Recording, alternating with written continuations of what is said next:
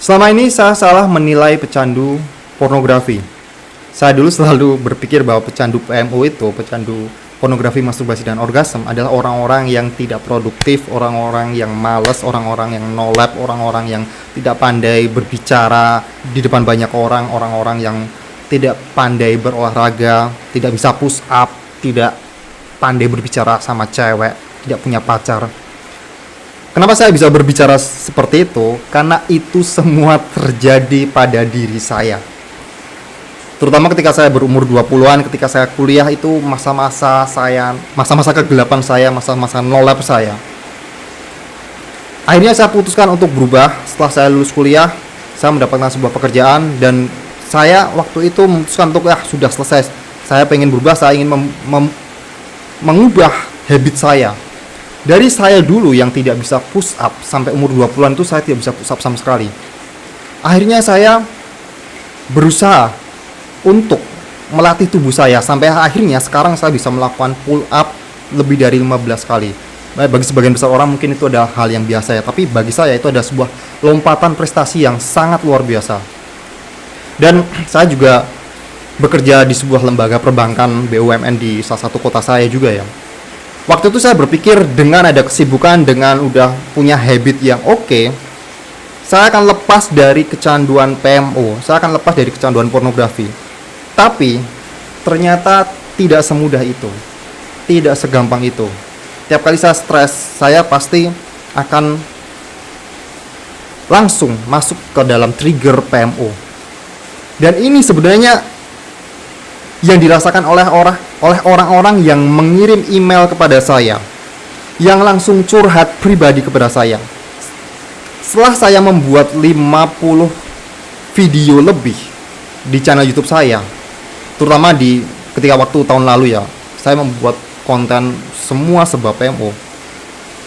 Banyak orang-orang yang curhat pada saya, yang mereka ini level profilnya bukan orang-orang pengangguran, bukan orang-orang no lab.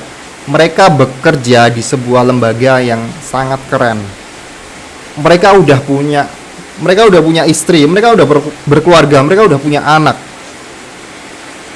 Jauh dari kata no lab yang kita tahu melekat pada pecandu PMO. Tapi mereka masih merasakan hal yang sama.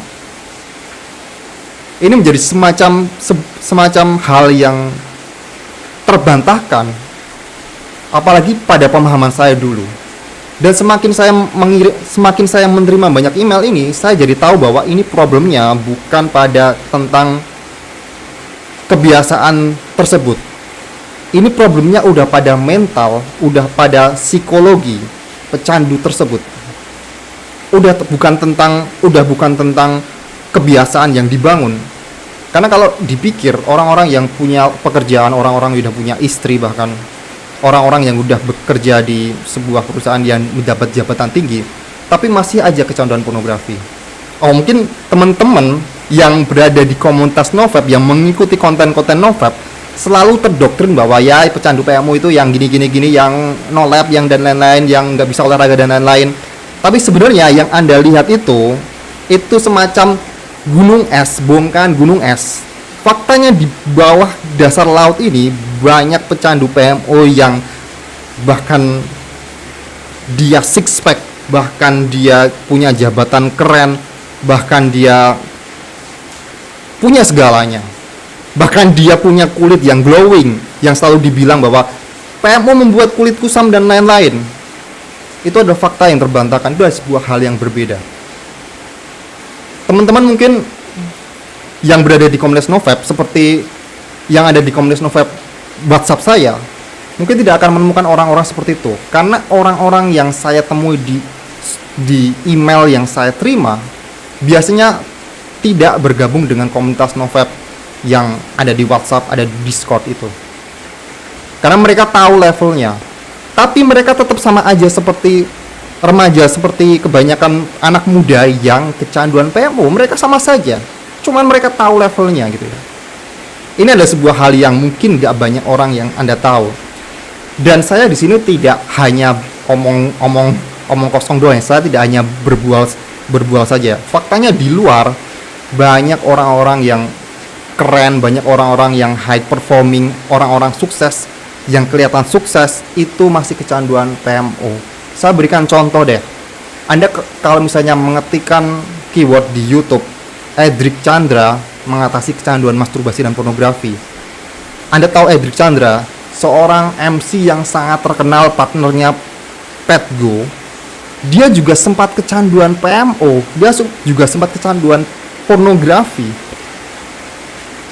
Kurang glowing apa kulit dia sebagai seorang performer, sebagai seorang MC, host. Kurang bisa ngomong apa, kurang percaya diri apa dia sebagai seorang pembicara, tapi masih struggling dengan kecanduan PMO juga. Anda bisa cari sendiri kalau misalnya tidak percaya. Dan ada banyak lagi contoh seperti yang di luar negeri ya. Yang saya tahu di Indonesia hanya beberapa. Mungkin culture-nya di Indonesia itu tidak terlalu vokal, tidak terlalu terbuka seperti di luar negeri. Saya berikan contoh di luar negeri seperti Kanye West. Kanye West ada pernah memberikan pengakuan bahwa dia kecanduan pornografi. Dan ada satu lagi yang contoh yang mungkin Anda tahu juga, Orlando Bloom, pemain film The Lord of the Ring. Anda bisa lihat seganteng apa dia, se-glowing apa muka dia, se-sukses apa dia, sekaya apa dia, sekeren apa dia, tapi dia masih kecanduan dengan pornografi, dia masih kecanduan dengan PMO.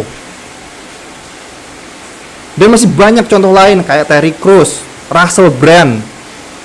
Jadi pemahaman saya tentang pecandu PMO yang tadi no lab itu, ini sangat-sangat bisa terbantahkan karena kecanduan PMO pornografi ini bisa terjadi pada semua golongan, pada semua orang-orang yang sukses bahkan.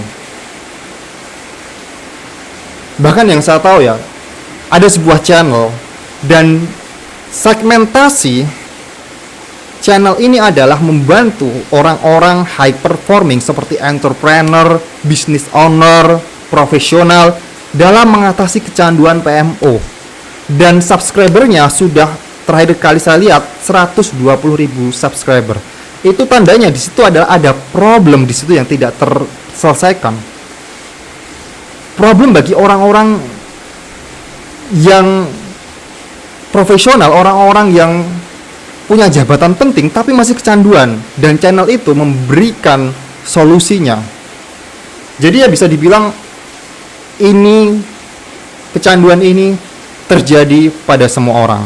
Bukan hanya pada orang-orang yang no lab, bukan hanya orang-orang yang pengangguran, bukan hanya orang-orang yang fisiknya, mohon maaf, tidak bisa push up seperti saya dulu. Tidak sama sekali.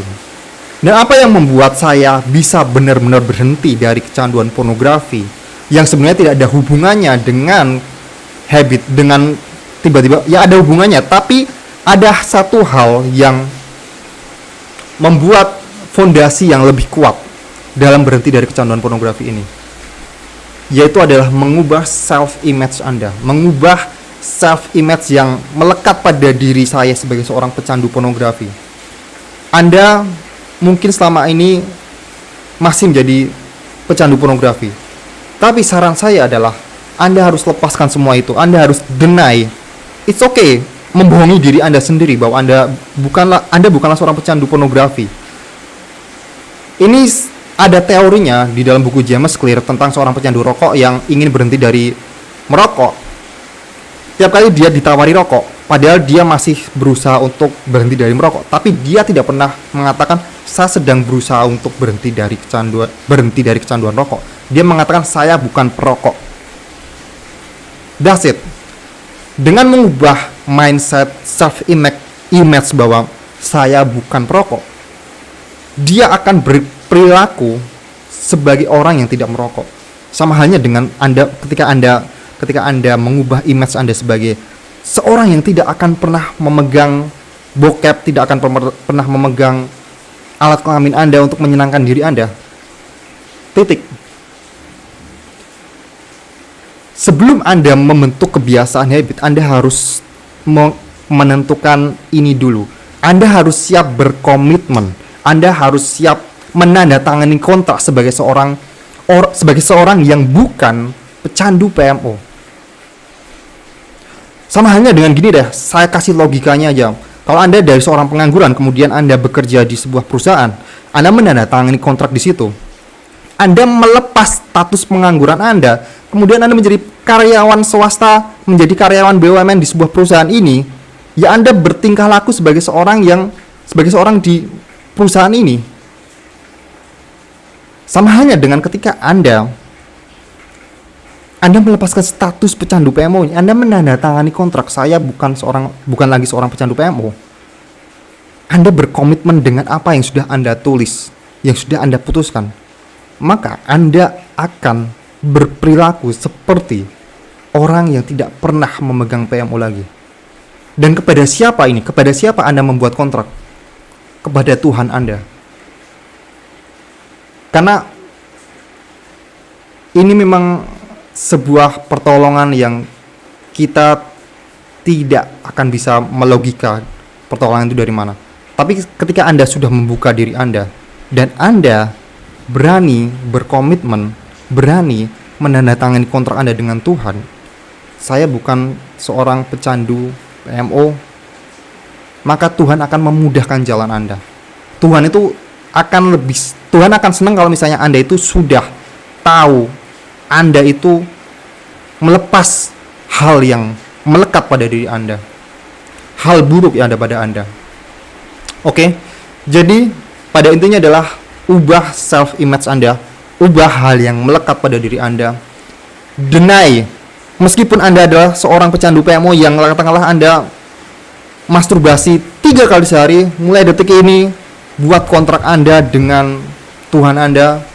Anda bisa tulis kontrak Anda di kolom komentar.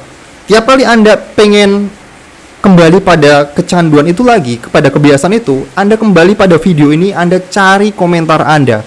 Tulis, saya bukanlah seorang pecandu PMO. Berikan tanggal di situ, berikan nama Anda di situ. Tiap kali Anda merasa pengen kembali pada habit itu, Anda kembali lagi pada video ini dan lihat komitmen yang sudah Anda buat, pada kontrak yang udah Anda buat. Oke? Terima kasih sudah menonton video ini. Like dan subscribe. Sampai jumpa di video berikutnya.